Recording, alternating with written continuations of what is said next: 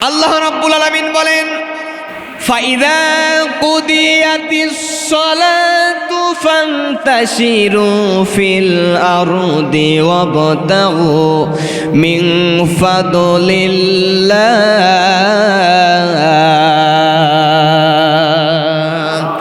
আল্লাহ রাব্বুল আলামিন বলেন, যখন তোমরা নামাজ শেষ করে ফেলেছো, যখন তোমাদের সালাত শেষ হয়ে গেছে, আল্লাহর ইবাদত বন্দেগী শেষ হয়ে গেছে, তোমাদের নামাজ যখন তোমরা সমাপ্ত করে ফেলেছো, মসজিদে আর বসে থাকা চলবে না, মসজিদে বসে থাকা চলবে না। তোমার সংসার জীবন পরিচালনার জন্য তোমরা ময়দানে ঝাঁপিয়ে পড়ো, জমিনে ঝাঁপিয়ে পড়ো, জমিনে কাজকর্ম করো। এই কাজের বিনিময়ে তোমরা অনেক ফসল পেয়ে যাবা। যিনি রিজিক দান করবেন তিনি কে? আরো জোরে বলেন। আপনি যদি এখন মনে করেন আল্লাহ দুনিয়াতে পাঠাইছেন, আল্লাহ আমাদেরকে খাওয়াবে দায়িত্ব নিয়েছেন, আল্লাহ সমস্ত রিজিকের ব্যবস্থা করেছে, আল্লাহ তো মাছরে খাওয়ায়, বন জঙ্গলার সিংহ পশু হিংস্র প্রাণীদেরকে খাওয়ায়, আমি মানুষ, আমাকে কাজকর্ম করতে হবে কেন? হ্যাঁ, আপনি মানুষ, আল্লাহ পাক আপনাকে আশরাফুল মাখলুকাত করে তৈরি করেছেন। আপনি আল্লাহ দুনিয়াতে থাকার পরে শুধু বসে থাকলে আপনার পেট ভরবে না। আল্লাহ পাক আপনাকে কাজকর্ম করবার জন্য হাত দিয়েছেন, পা দিয়েছেন, ন্যায় অন্যায় বোঝার জন্য জ্ঞান দিয়েছেন। হাত পা জ্ঞান যদি আপনি সঠিক রাস্তায় যদি আপনি পরিচালনা করতে পারেন, অবশ্যই রিজিকের ব্যবস্থা আমার আল্লাহ পাক আপনাকে কুদরত থেকে করে দিবে। আল্লাহ রাব্বুল আলামিন বলেন, ওয়ামা মিন দাব্বাতিন ফিল আরদি ইল্লা আলাল্লাহি রিজকুহা। আল্লাহ রাব্বুল আলামিন বলেন, এই পৃথিবীতে যত সৃষ্টি জীব আছে, যত মাখলুককে আমি আল্লাহ পাক তৈরি করেছি, সমস্ত মাখলুকের রিজিকের দায়িত্ব আমি আল্লাহ পাক আমার কুদরতি হাতের উপরে গ্রহণ করেছি। তোমরা কি তাকিয়ে দেখো না, আসমানে যেই সকল পাখিরা উড়ে বেড়ায়, যেই সকল পাখিরা আসমানে বিচরণ করে, চতুর্দিকে ঘোরাফেরা করে, রাত্রিবেলায় সন্ধ্যাকালীন সময়ে তারা যখন তাদের আবাসস্থলে যখন চলে যায়, রাত্রিবেলায় তারা যখন রেস্টের জন্য চলে যায়, সকালবেলায় আমি রবের নাম নিয়ে তারা যখন বাহির হয়, দুনিয়ার মানুষ তোমরা কি তাকায়া দেখো না? কোনো মানুষের কাছে চাওয়া লাগে না, আমি আল্লাহ পাক তাদেরকে দুনিয়াতে বাঁচিয়ে রেখেছি, তাদেরকে রিজিকের ব্যবস্থা আমার কুদরত গ্রহণ করে দিয়েছে। লক্ষ্য করে দেখেন, সাগরের ভিতরে তিমি মাছ, যেই তিমি মাছ কত শত টন খাবার ভক্ষণ করতেছে সপ্তাহে, মাসে, বছরে। এই যে তিমি মাছগুলোকে যে আল্লাহ তাআলা কুদরত থেকে খাবার দিতেছেন, বলেন তো এর পিছনে যিনি শক্তি ব্যয় করতেছেন তিনি কে? আরো জোরে বলেন। এই জন্য আল্লাহ রাব্বুল আলামিন বলেন, ইন্নাল্লাহা আলা কুল্লি শাইইন কাদির। আল্লাহ রাব্বুল আলামিন বলেন, আমি তো সেই রব, আমি তো সেই প্রভু, আমি তো সেই মালিক, যেই মালিকের কুদরতি হাতের উপরে সব কিছু রয়েছে। আমি মালিক যদি ইচ্ছা করি দুনিয়ার সমস্ত মানুষকে 1 মিনিটেই ধনী বানায় দিব। আমি মালিক যদি ইচ্ছা করি সমস্ত মানুষগুলোকে কবরের ভিতরে নিয়ে যাব। আমার আল্লাহ পারবে কি পারবে না? আরো জোরে কোন, পারবে কি পারবে না? কারণ আল্লাহর কুদরতি হাতের উপরে সব কিছু রয়েছে। আল্লাহ পাক চাইলেই একজন মানুষকে রাতারাতি ধনী বানায় দিতে পারবে, আর একজন মানুষকে চাইলে রাতারাতি ফকির বানায় দিতে পারে। কথা কোন ঠিক কিনা? হযরতে আবু বকর তার দিকে তাকান, হযরতে আলীর দিকে তাকান, হযরতে ওসমানের দিকে তাকান, হযরতে ওমরের দিকে তাকান। হযরতে ওমর রাদিয়াল্লাহু তাআলা আনহু নবীজিকে হত্যা করতে এসেছিল। পক্ষান্তরে দেখা গেল আবু জেহেল কালেমা পড়ে মুসলমান হতে পারে নাই, কিন্তু হযরতে ওমর রাদিয়াল্লাহু তাআলা আনহু নবীজির কল্যাণীতে এসে আল্লাহ পাক তাকে এমন হেদায়েতের বাণী দান করলেন, এমন দৌলত দান করেছেন, গোটা বিশ্ব শাসন করেছে। অর্ধ পৃথিবীর খলিফা ছিল হযরতে ওমর। আল্লাহু আকবার কোন। আমার বন্ধুগণ, এই জন্য রিজিকের দায়িত্ব কে নিয়েছেন? আরো জোরে বলেন, রিজিকের দায়িত্ব কে নিয়েছেন? এই জন্য মুসলমান ভাইয়ের আমার, নামাজ যখন শেষ হয়ে যাবে, সালাত যখন শেষ হয়ে যাবে, আল্লাহর গোলামেরা মসজিদে বসে থাকলে চলবে না। আমরা শুধু মসজিদে বসে থাকবো হবে না, নামাজ শেষ হয়ে যাবার সঙ্গে সঙ্গে জমিনে কাজকর্ম করার জন্য ছড়িয়ে পড়া লাগবে, ঠিক কি না? আমরা নামাজ যখন শেষ হয়ে যাবে মসজিদ থেকে বাহির হয়ে আমাদের কাজের উদ্দেশ্যে চলে যাব। তবে মানুষ সম্পদ উপার্জন করে দুইভাবে। কয়ভাবে?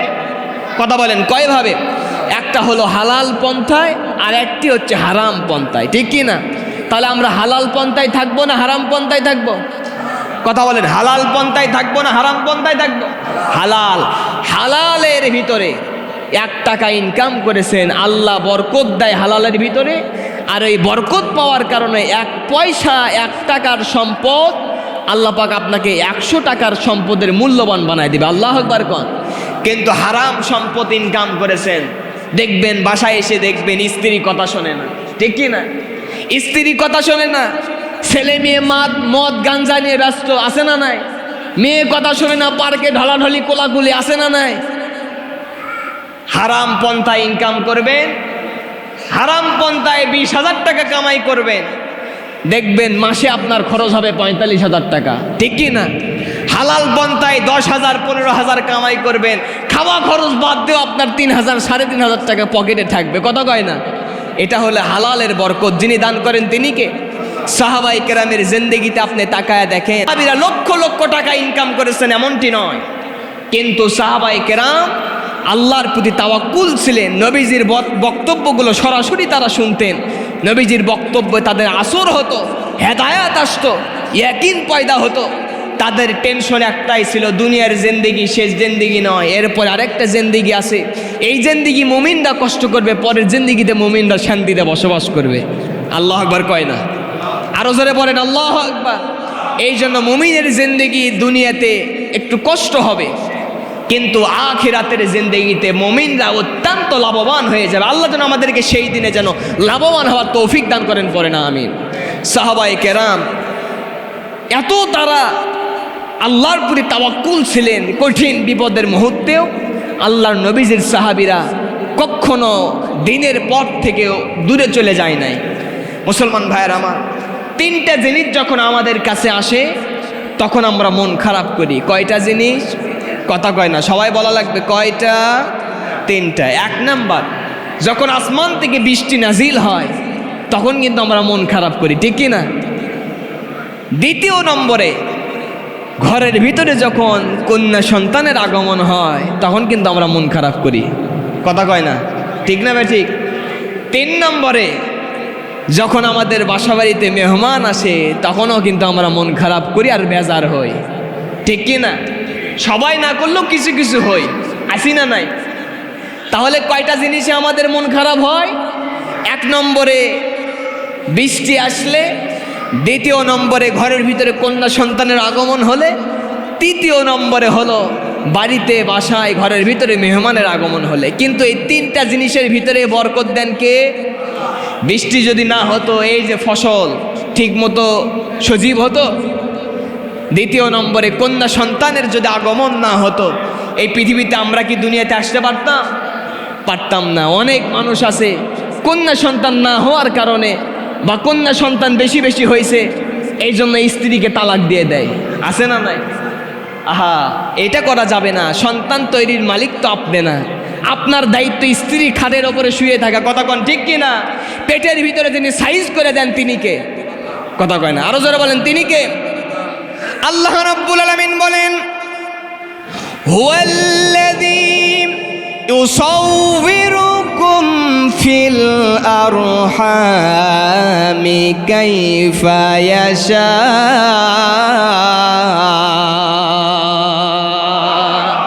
আমার আল্লাহ ডাক দে বলেন, তোমার দায়িত্ব স্ত্রীর পাশে শুয়ে থাকা, খাটের উপরে শুয়ে থাকবা, কিন্তু পেটের ভিতরে সন্তানের চেহারা, সুরত, আকার, আকৃতি আমি আল্লাহ পাক যেমন চাই তেমন ভাবে রেহেমের ভিতরে সাজায়া দে। কন্যা সন্তান হয়েছে, মন খারাপ করেছো, স্ত্রীকে গালি দিয়েছো, শ্বশুর শাশুড়ির নাম ধরে কটু কথা কটু বাক্য বলেছো, সন্তানকে হত্যা করতে চেয়েছো, তোমার মতো জালেম এই পৃথিবীতে আর কেউ নেই। কতক্ষণ ঠিক কিনা? কন্যা সন্তান আসলে নবীজি বলেছেন যে ঘরের ভিতরে প্রথম কন্যা সন্তান আসলো, ওই ঘরটা বরকতময় হয়ে গেল। সুবহানাল্লাহ কোন? পুরুষের জন্য এটা নয়। অনেকের কন্যা সন্তান, গত জুমা আলোচনা করেছিলাম সূরা আলে ইমরান, মারিয়াম আলাইহিস সালাম যখন আসলো, মা তখন একটু চিন্তা হয়ে পড়লেন, আল্লাহ কন্যা সন্তান আসলো, এই দিয়ে কি করব? আল্লাহ বুঝালো এই কন্যা সন্তান অনেকগুলো পুরুষের চাইতে উত্তম হয়ে যাবে। আল্লাহু আকবার কোন? হয় নাই? গোটা পৃথিবী যতদিন পর্যন্ত থাকবে, শুধু তাই নয়, কোরআন শরীফে মারিয়াম নামে একটা সূরায় আল্লাহ পাক দিয়েছে। আল্লাহু আকবার কোন? অনেক কন্যা সন্তান থাকে, তাদেরকে আল্লাহ গোটা বিশ্বে চিনাইয়া দেয়, কেউ ভালো হয় আর কেউ খারাপ হয়। কতক্ষণ ঠিক কিনা? সন্তানের আচার আচরণের কারণে কিন্তু পিতামাতার সুনামও হয়, দুর্নামও হয়। কতক্ষণ ঠিক কিনা? কেমনে? হজরতে ইসমাইল আলাইহিস সালাম, সামনে কুরবানি আসতেছে, হজরতে ইসমাইল আলাইহিস সালাম, বাবা ইব্রাহিম আলাইহিস সালাম যখন স্বপ্ন দেখলেন নিজের সন্তানকে কুরবানি করতেছি, সন্তানকে বলতে দেরি হয়েছে, ইসমাইল আলাইহিস সালাম বলেছে, বাবা তুমি স্বপ্নে দেখেছো যাহা, সঙ্গে সঙ্গে সকাল হওয়ার সঙ্গে পূরণ করবা তাহা। আল্লাহু আকবার কর। আমি সন্তান, আমার মস্তককে আল্লাহর এই প্রেমের জন্য, তোমার এই স্বপ্নকে বাস্তবায়ন করার জন্য, নবীদের স্বপ্ন ওহী হয়। ওগো আমার পিতা ইব্রাহিম খলিলুল্লাহ টেনশনের কারণ নাই, যেই দিন আমাকে কুরবানি করবেন সেই দিন আমি ইসমাইল কুরবানি হইতে রাজি আছি, বিন্দু সময়ের জন্য দিনের পথ থেকে দূরে সরে যেতে রাজি নাই। আল্লাহু আকবার কোন? সন্তানও ধন্য হয়ে গেছে, পিতার সম্মানও বেড়ে গেছে। আল্লাহু আকবার বলবেন না? তাহলে সন্তানের জন্য পিতামাতার সম্মান বাড়ে। এইবার আপনারা দেখলেও বুঝতে পারবেন, আপনার সন্তান যদি বিসিএস ক্যাডার হয়, এমবিবিএস ডাক্তার হয়, বড় প্রকৌশল ইঞ্জিনিয়ার যদি হয়, তাহলে লোকজন কিন্তু বলবে, কে রে, অমুক সলিমুল্লাহর বেটা আব্দুর রহিম ইঞ্জিনিয়ার হয়েছে, বিসিএস ক্যাডার হয়েছে। কতক্ষণ ঠিক কিনা? এরকম বলবে না? এরকম বলবে। কিন্তু ভালো হলেও বলবে, খারাপ হলেও বলবে। লক্ষ্য করে আমরা দেখেছি স্বাধীনতার স্থপতি, সেই সময়ের মহান ঘোষক, আমরা তাদেরকে সম্মান জানাই। বঙ্গবন্ধু শেখ মুজিবুর রহমান, ওনার নেতৃত্বে, ওনার ডাকে অনেক মানুষ জড়ো হয়ে যেত, বড় নেতা ছিলেন। কিন্তু লক্ষ্য করে দেখা গেল তার এত বড় আকাশচম্বী জনপ্রিয়তা থেকে ধুলির সঙ্গে মিশে দিয়েছে তার কুলাঙ্গার সন্তান স্বৈরাচার শেখ হাসিনা। কতক্ষণ ঠিক কিনা? এই জন্য সন্তানকে ভালো করতে হবে। সন্তান যদি ভালো হয়, আপনি পিতামাতার সম্মান অনেক উঁচুতে যাবে। সন্তান যদি খারাপ কাজ করে, আপনার সম্মান কিন্তু নিচুতে যাবে। কতক্ষণ ঠিক কিনা? এবার আপনাদের কাছেও দাবি থাকবে, বগুড়ার জনগণ, বগুড়ার প্রধানমন্ত্রী আমরা পাইছি, সংসদের ভিতরে যদি ওই কায়দায় যদি আগের মতো হয়, আমরা চাই ওই রকম আর হবে না ইনশাল্লাহ। কন আরো জোরে কন ইনশাল্লাহ। আগের যুগে আমরা দেখতাম বাংলাদেশের সংসদে কি আলাপ আলোচনা হতো, ওটা আমরা দেখতামই না, বুঝতামই না, ঠিক কিনা? এখন 5 বছর 7 বছরের বাচ্চাও এখন সংসদের বক্তব্য দেখতে পারে, ঠিক কিনা? ভালোই মজা লাগে, এই ওর কথা বলে, ওই কথা বলে, ঠিক কিনা? মজা আছে। তবে হক কথা বাদ দিয়ে অন্যায় কথা বলা যাবে সম্মানিত উপস্থিতি। এই জন্য সন্তানের কারণে পিতামাতার সম্মান বাড়ে, সন্তানের কারণে আবার পিতামাতার সম্মান কি হয়? কমে যায়। এইবার চলে যান নবীদের একজন জলিলুল কদর সাহাবী, নাম তার হযরতে তালহা রাদিয়াল্লাহু তাআলা আনহু। নবীজির কাছে একজন মুসাফির এসেছেন, মেহমান এসেছেন, ডাকদা বলতেছেন, ইয়া রাসূলুল্লাহ, আমি একটু মুসাফির হতে চাই, আমি একটু কারো বাসায় মেহমানদারি হইতে চাই, তার কি কোনো সুযোগ আছে নাকি? নবীজি তখন মজলিসের ভিতরে ডাক দিয়ে বলেন, আমার কোন সাহাবী আছে যেই ব্যক্তি আজকের মুসাফিরদেরকে একটু ব্যবস্থা করে দিবে, মেহমানদারির ব্যবস্থা করে দিবে। ভরা মজলিসের ভিতর থেকে নবীজির একজন সাহাবী হযরতে তালহা রাদিয়াল্লাহু তাআলা আনহু দাঁড়ায় গেলেন, ইয়া রাসূলুল্লাহ, মেহমানকে আমার বাসায় আপনি পাঠায়া দেন, মেহমানের যথাযথভাবে সম্মান করব। আপনি রাসূলুল্লাহ, আপনার আদেশটুকু আমি মেনে নিলাম। মেহমানকে রাসূলুল্লাহর মেহমানকে সঙ্গে নিয়ে হযরতে তালহা রাদিয়াল্লাহু তাআলা আনহু বাড়িতে চলে গেলেন। স্ত্রীকেও আগে থেকে বলেন নাই, কিন্তু স্ত্রীও কেমন ইমানদার ছিলেন দেখেন মুসলমান ভাইয়েরা আমার। আমাদের বাড়িতেও যদি মেহমান আসে, স্ত্রীকে না বলে যদি নিয়ে যায়, অনেকের স্ত্রী আছে স্বামীর উপর মন খারাপ করবে, আছে না নাই? কয় আমাকে একটা কথা পোষাও লাগে না, হুট করে বাড়ির ভিতরে মেহমান নিয়ে আসলাম, কথা কোন ঠিক কিনা? আমি বলি ও মা ও বোন, এই বাড়ি তো তোমার না, তুমি তো কামাই করো না। যদি যৌতুক নিয়ে থাকেন ওই স্ত্রীর ওপরে কথা বলার অধিকার আপনার আমার কিন্তু নাই, কথা কয় না ঠিক কিনা? যুবকরা যৌতুকের ভিতরে যাওয়া যাবে? যুবকরা যৌতুকের ভিতরে যাওয়া যাবে? যৌতুক কিন্তু হারাম, কথা কোন ঠিক কিনা? যৌতুক না নিয়া আপনি কুকুরের পায়খানা খান, এটা উত্তম হবে। যৌতুক খাওয়া মুসলমানের জন্য জায়েজ হয় না, কথা কোন ঠিক কিনা? এই জন্য যুবকরা যারা বিবাহ করো নাই, তোমাদের জন্য বলতেছি, যুবক ভাইদের শপথ নিতে হবে, বিবাহ করতে গেলে যৌতুক ছাড়া বিবাহ করব, মহারণা পরিশোধ করে বাসর রাত করব, কথা কোন ঠিক কিনা? আরো জোরে কোন ঠিক কিনা? এইটাই ইসলাম, এটার বাহিরে ইসলাম নয়। আল্লাহ কবুল করুন, পড়েন আমিন। হযরতে তালহা রাদিয়াল্লাহু তাআলা আনহু, কি মন খারাপ করতেছেন নাকি? হযরতে তালহা রাদিয়াল্লাহু তাআলা আনহু নবীজির মেহমানকে নিয়ে, মুসাফির মানুষকে নিয়ে বাড়িতে যখন চলে গেলেন, স্ত্রীকে ডাক দেয়া বলেন, স্ত্রী আমার একটা মেহমান নিয়ে এসেছি। স্ত্রী অত্যন্ত খুশি হয়ে গেলেন। স্বামী ডাকতে বলতেছি, স্ত্রী আমার ঘরের ভিতরে কি খাবার আছে? হযরতে তালহা রাদিয়াল্লাহু তাআলা আনহুর স্ত্রী ডাক দেয়া বলতে, স্বামী আমার তেমন কোনো খাবার নাই, খাবার হয়তো আমার ছোট্ট সন্তানের জন্য হয়ে যেত, কিন্তু আমাদেরকে হয়তো খাবারটুকু হবে না। যেহেতু মেহমান আপনি নিয়ে এসেছেন, আমি আমার সন্তানকে যে কায়দায় হোক ঘুমায়া দিলাম। রসুলের মেহমানকে সম্মান করা লাগবে, অপমান করা যাবে না। বাসার ভিতরে স্বামী স্ত্রী আলাদা কামরায় গল্প করতেছে, কিভাবে মেহমানকে বিদায় করবা, কিভাবে সম্মান করবা একটু বলে দাও। স্ত্রী আমার ডাক দা বলতেছে, স্বামী আমার টেনশনের কারণ নাই, চিন্তার কারণ নাই, সন্তানকে ঘুমায়া দিলাম। মেহমানের সামনে যখন আপনি খাবার নিয়ে চলে যাবেন, মেহমানের পাশে আপনি একটা প্লেট নিয়ে বাটি নিয়ে বসে থাকবেন। মেহমান মনে করবে আপনিও মনে হয় মেহমানের সঙ্গেই খাবার ভক্ষণ করবেন।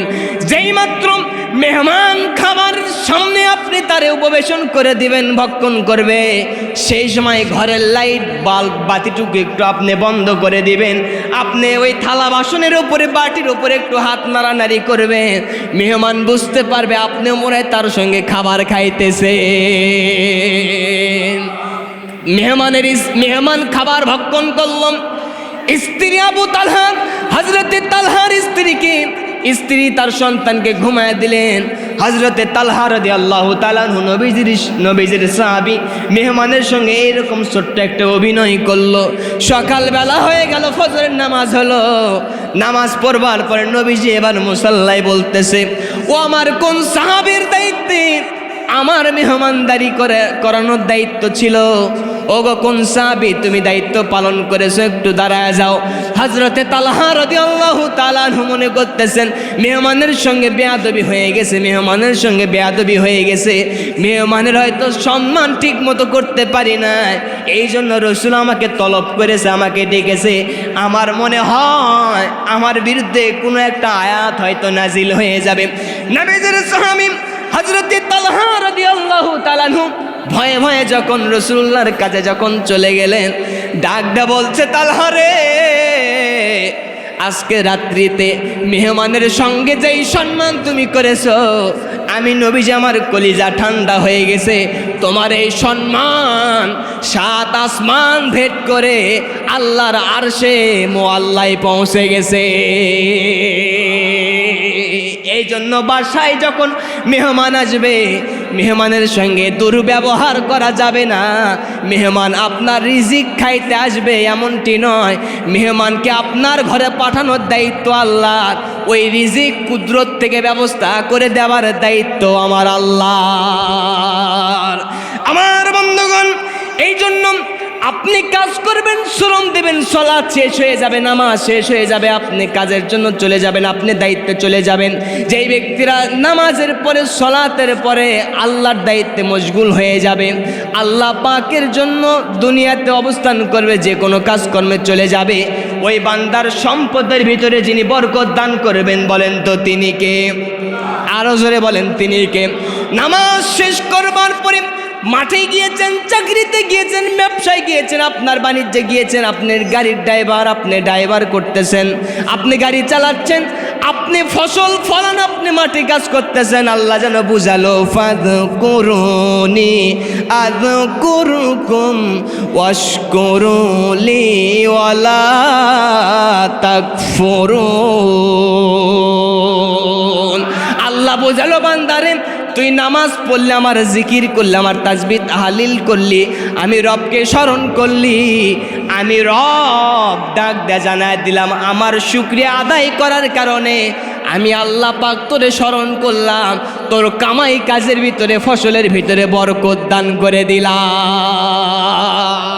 আল্লাহু আকবার কোন। আল্লাহ যেন আমাদের ফসলের ভিতরে বরকত দান করেন, সবাই পড়েন আল্লাহুম্মা আমিন। এই জন্য শ্রমিক দিবস আজকে, আমরা শ্রমের মর্যাদা দেব, নিজে কাজ করব, বসে থাকবো না। অলস মস্তিষ্ক শয়তানের কারখানা। কিসের কারখানা? অলস মস্তিষ্ক শয়তানের কারখানা।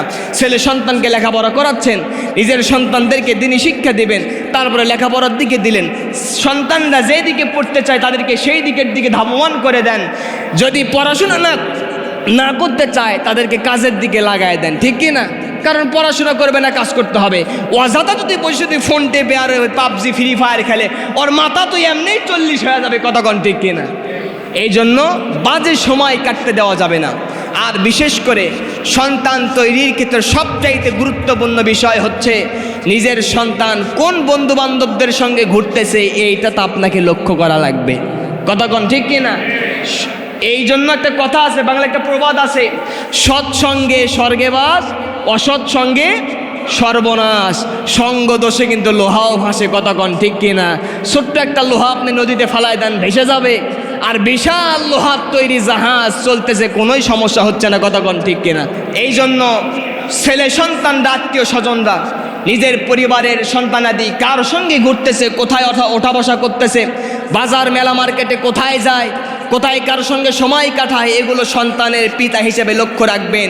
এইটা যদি করতে না পারেন, আপনি সাদা কাগজে লিখে নিয়ে যান, কিয়ামতের কঠিন ময়দানে সন্তান আল্লাহর কাছে কৈফিয়ত করবে, মামলা করবে, আল্লাহ আমি অন্যায় পথে ছিলাম, নামাজ পড়িনি, রোজা রাখিনি, তোমার দিনের ওপরে ছিলাম না, ইসলামের বিধিবিধান মানতাম না, মদ গাঁজা ইয়াবা পাবজি ফেন্সিডিল নিয়ে আমি ব্যস্ত ছিলাম, মমুইন পার্কে বিভিন্ন সময় পাইলেই ছুটে যাইতাম, R15 বিভিন্ন ধরনের বাইক নিয়ে, আল্লাহ পিতামাতা বারণ করে নাই, অন্যায় কাজ থেকে দূরে রাখে নাই, আমি সন্তান মামলা দিলাম, আমার পিতাকে আপনি সামনে নিয়ে আসেন, বুকের ওপর পা দিয়ে আমি সন্তান জাহান্নামে যেতে চাই, নাউজুবিল্লাহ কন।